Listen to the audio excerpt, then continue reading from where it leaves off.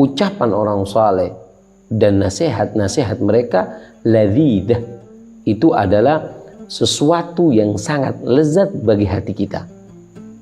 Nah, sampai dikatakan Al-Habib Alwi bin Abdullah bin Syihab, beliau mengatakan bahwasannya nagdir la na'kul thalatha ayyam. Beliau mengatakan bahwasanya aku mampu tidak makan 3 hari. Kenapa? Ketika saya mendengar daripada cerita-cerita mereka dan juga ucapan-ucapan mereka, nasihat-nasihat mereka. Mampu tidak 3 hari nggak makan. Kenapa? Karena ucapan mereka, nasihat mereka, cerita-cerita mereka adalah makanan hati. Makanya sampai dikatakan bahwasannya siapa orang yang tidak mendengarkan nasihat orang soleh 3 hari, maka hatinya itu akan sakit. Nah, dikatakan Al-Habib Idrus bin Umar Al-Habsyi, beliau mengatakan ketika habis belajar, beliau mengucapkan di depan santrinya, Alhamdulillahilladzi at'amani hadzal ta'am wa razaqani min ghairi haulin minni wala quwwah. Doa habis makan dibaca ketika majelis. Tanya santri, "Kali Habib, kenapa engkau baca doa habis makan?" Kata beliau, "Naam, barusan kita telah makan, hati kita telah makan daripada nur, ilmu dan yang lainnya, nafa dari Allah. Sehingga kita baca Alhamdulillahilladzi at'amani, yang memberi kita makanan hati kita." Seperti itu. Naam, dikatakan ahadithuhum ladzidah. Sangat lezat sekali kita dengarkan untuk hati kita, ketentraman dan dingin yang ada di hati. Sampai dikatakan Al-Habib Abdullah bin Umar bin Yahya, beliau ketika malam pertama pernah digoda oleh paman beliau, yaitu Al-Habib Abdullah bin Husain bin Tahir.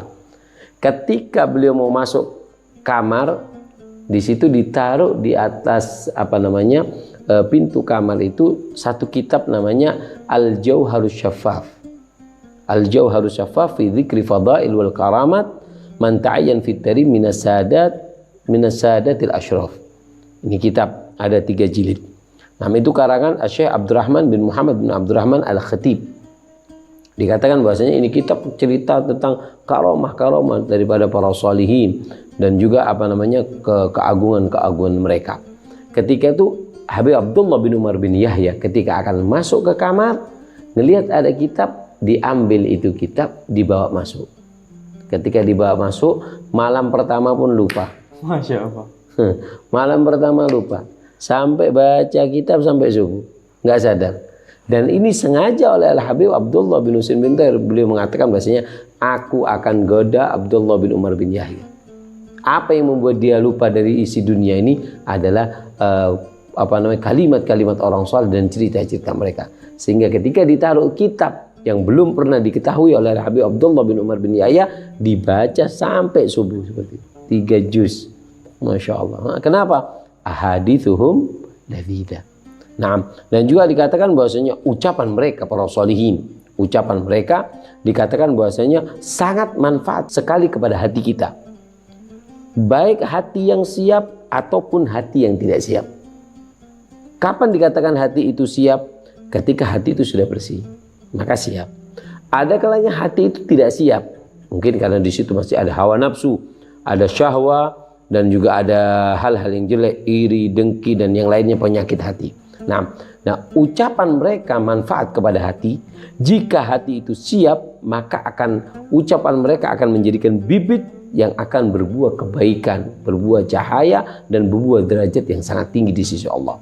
Jika hati kita nggak siap, maka ucapan mereka, nasihat mereka akan menjadi obat bagi hati kita. Ini manfaat daripada mendengarkan daripada ucapan-ucapan mereka. Nah, ini manfaatnya. Yang pertama, ahadithuhum ladzidah, ucapan mereka sangat besar.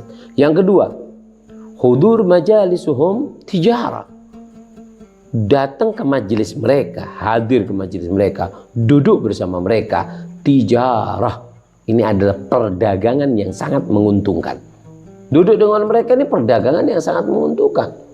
Nah, apa manfaatnya? Yang pertama, ghufranud dzunub. Kita duduk dengan mereka, diampuni dosa mereka. Dosa-dosa kita diampuni. Makanya dikatakan dalam hadis qudsi, humul qaumun la yasga bihim jalisuhum. mereka itu adalah satu kaum yang tidak akan pernah celaka orang-orang yang duduk bersama mereka. Dosa kita diampuni oleh Allah Subhanahu wa taala. Dan yang kedua, asyifa sebagai obat. Duduk dengan mereka menjadi obat. Kalau kita sakit, hati kita sakit, maka apa? Maka duduk dengan mereka menjadi obat. Bahkan para habaib yang pernah kita dengar, guru-guru kita yang ada di Kota Tirim, ketika mereka kurang enak badan, sakit, ada pengajian atau ada roha, mereka mengatakan bahasanya banahdurul majlis biniyati syifa. Aku akan hadir pengajian untuk apa?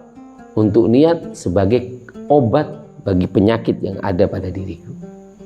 Ketika melihat para habaib, para aulia, para solihin duduk, kita lihat wajah-wajah mereka, sehingga mereka adalah obat bagi diri kita, zahiran wa batinan. Nah, itu yang kedua. Dan yang ketiga adalah tijarah rabihah, perdagangan yang menguntungkan. Bagaimana tidak menguntungkan? Kita duduk bersama mereka sedikit, cuman waktu kita diambil sedikit, tapi kita dapatnya banyak. Ini perdagangan yang sangat menguntungkan. Kita duduk dengan mereka 5 menit, 10 menit, itu sudah bisa menjadikan keuntungan yang sangat besar nantinya bagi kita di akhirat. Nah, dan yang keempat, tugdul hajat. Hajat kita Allah akan kabulkan. Dengan duduk dengan mereka, hajat kita berapa banyak daripada hajat kita, kita berdoa dengan sendiri nggak diterima oleh Allah, kita berdoa di hadapan mereka orang-orang soleh, subhanallah, Allah berikan kemudahan kepada kita, Allah kabulkan semua hajat-hajat kita, barokahnya mereka dikabulkan daripada semua doa-doa kita. Nah, dan hajat-hajat kita. Dan yang keempat, apa? Darajah rafi'ah. Duduk dengan mereka itu bisa mengangkat ke derajat yang sangat tinggi. Duduk dengan mereka. Sampai ada diceritakan di zaman Al-Habib Abu Bakar Al-Adni, ada seorang pencuri masuk ke rumahnya Habib Abu Bakar Al-Adni. Ketika masuk ke rumah beliau, di rumahnya Habib ini, ketika itu Habib bangun untuk sholat tahajud, si pencuri ini ngelihat tuan rumahnya bangun, sembunyi di bawah ranjang. Di bawah ranjang tempat sholat itu, karena pakai kayu mungkin, sembunyi di bawahnya. Kemudian Habib ini sholat. Ketika suka sholat, pada saat itu kumpullah daripada sholihin bahwasannya ada seseorang saleh yang meninggal di satu tempat dan perlu pengganti. Musyawarah kepada Habib Abu Bakar Al-Adni. Kemudian Habib Abu Bakar Al-Adni mengatakan bahwasanya, siapa menurut kalian yang pantas? Kita pasrahkan ke antum Habib. Terserah antum. Kemudian kata Habib, khalas, yang ada di bawah anak.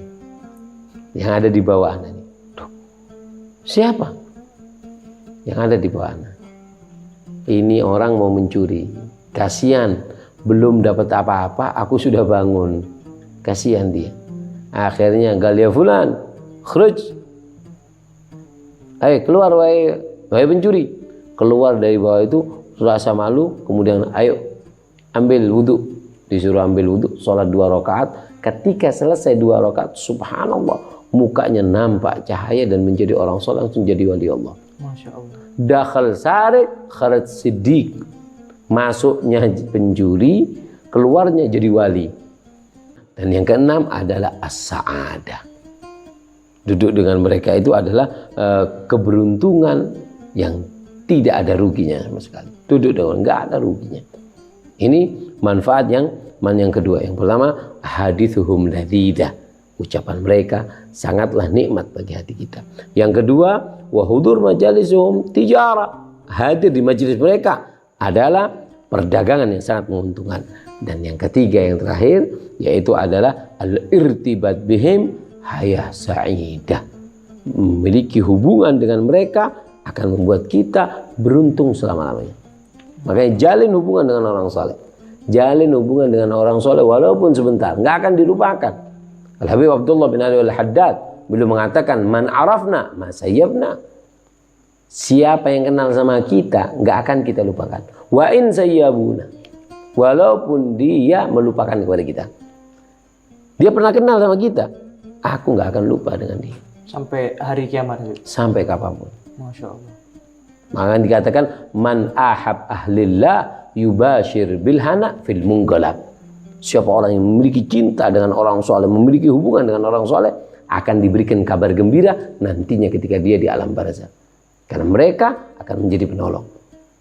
Sebagaimana disabdakan oleh Nabi SAW, tidak ada seseorang berteman di dunia kecuali nantinya bisa memberikan manfaat dan bisa memberikan bahaya.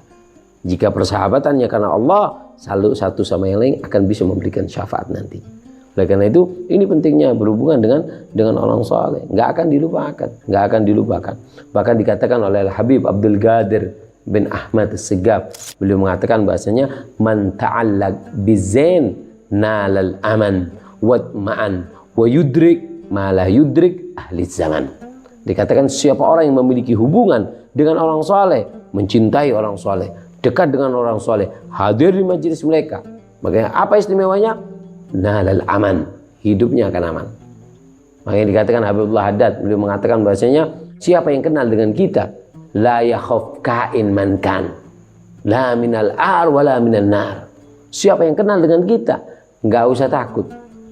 Nah, dengan apa namanya, dengan cacian apapun, dengan apapun. La minal insi wala minal jinni. Walaupun dengan manusia, dengan bangsa jin, nggak usah takut. Kenapa? Kami orang-orang soleh adalah orang yang paling pintar membalas budi. Awama alimta bi annana ahlul wafa. Wa muhibbuna la zala tahta liwana. Mereka yang pernah kenal dengan orang soleh, mereka adalah orang yang paling pintar balas budi. Yang kenal dengan mereka nggak mungkin rugi. Kenal sebentar nggak mungkin dilupakan selama-lamanya. Nggak usah takut. La minal bangsa jin wala bangsa manusia. Ini istimewanya. Nalal aman. Dan yang kedua, watma'an. Hidupnya akan selalu tenang hidupnya orang. Makanya Jalis Al-Habib Abdullah bin Husin bin Tahir, santrinya Al-Habib Abdullah bin Husin bin Tahir, ketika Al-Habib Abdullah bin Husin bin Tahir meninggal dunia, santri beliau mengatakan bahwasannya demi Allah aku tidak merasa hidup di dunia kecuali ketika Habib Abdullah bin Husin bin Tahir meninggal dunia. Kenapa? Ketika beliau meninggal baru kerasa aku ini hidup di dunia. Sumpah datang, susah datang, masalah datang. Ketika ada beliau, duduk beliau, hilang sumpah, hilang susah. Sebelum aku ngomong sudah dihilangkan oleh Allah, barokahnya duduk dengan orang saleh. Nalal aman, watma'an. Dan yang lebih istimewa yang ketiga, apa? Wa yudrik ma la yudrik ahli zaman. Duduk dengan mereka, duduk dengan orang saleh. Wa yudrik ma la yudrik ahli zaman. Kamu bisa mengungguli ahli ibadah di zaman tersebut. Ada orang ahli ibadah, tapi dia nggak pernah duduk dengan orang soleh. Itu bisa disalib dengan mudah. Bisa disalib dengan mudah dengan orang yang duduk dengan orang soleh. Cukup sebentar duduk dengan orang soleh, kamu bisa menyalib orang-orang yang ahli ibadah di zaman kamu. Makanya dikatakan bahwasanya nadra bi'ainil gutbi tuhyi. Pandangan orang soleh itu bisa menghidupkan hati yang mati. Bisa langsung mengangkat kamu ke derajat yang sangat tinggi. Barokah daripada duduk dengan orang soleh. Kamu akan mendapatkan sebuah kedudukan yang tidak bisa ditembus oleh ahli ibadah di zaman tersebut. Ini adalah salah satu supaya kita ini cinta dengan mereka, supaya kita kuat hubungan dengan mereka, kita harus tahu. Kita harus mengenal dan kita harus tahu manfaat kenal dengan mereka. Seperti itu. Habib Abu Bakar As-Segaf beliau mengatakan, kamin garibin ba'id. Berapa banyak orang yang dekat itu jauh. Wa kam min ba'idin garib. Dia jauh. Bukan penduduk Tahrim. Enggak tinggal di kota Tahrim. Dia di Indonesia. Dia di Malaysia. Dia di tempat yang jauh. Tapi dia dekat dengan penduduk kota Tahrim. Kenapa? Dengarkan. Karena al-qurub beradab. Dekat itu perlu sopan santun. Makanya ada dua orang yang tidak bisa mendapatkan barokah orang soleh. Dua orang. Siapa yang pertama? Yang pertama adalah orang yang punya prasangka jelek. Su'udzon. Cuman melihat basyariah aja, manusianya aja. Yang kedua, orang yang tidak punya sopan santun. Bukan orang yang diharamkan, ya kan? Bukan orang yang diharamkan barokahnya kota Tahrim, orang yang nggak ke Tahrim. Tapi yang diharamkan barokahnya kota Tarim adalah orang yang berada di kota Tarim tapi nggak punya sopan santun. Iya. Makanya kata Habib Ali Masyhur yang di episode pertama kita katakan bahwasanya apa? Berapa banyak bukan penduduk kota Tarim, tapi dia berakhlak, cinta kepada kota Tarim, nantinya akan dikumpulkan bersama rombongan ahli Tarim. Nah, jadi dua hal ya, husnudzan dan sopan santun. Ini perlu. Habib Abdullah bin Umar Asy-Syatiri beliau mengatakan bahwasanya orang soleh itu seperti Ka'bah. Seperti Ka'bah. Yang jauh berbondong-bondong dekat. Dari Indonesia sekarang nih haji, ada kendala nggak bisa berangkat, susah, bingung. Kenapa? Ingin dekat. Tapi terkadang yang di dekatnya Ka'bah, orang-orang yang sana umrah itu mungkin sebulan cuma sekali ataupun setahun sekali. Padahal sudah di tempatnya. Begitu juga terkadang orang saleh. Makanya dikatakan awal ma yuhram liwali ahlu baitu wa ahlu biladu. Yang pertama kali diharamkan barokahnya orang saleh dua. Penduduk desanya dan juga keluarganya. Karena ngerasa dekat, ngerasa ngelihat manusia, anak kapan saya kenal itu. Dan ini nggak ada. Fadlullah wasi'. Allah kalau sudah ngasih kepada seseorang, kamu kenal, kamu nggak kenal, ya tetap diangkat. Kan seperti itu. Nah, mudah-mudahan barakah insyaallah. Amin. Masya Allah.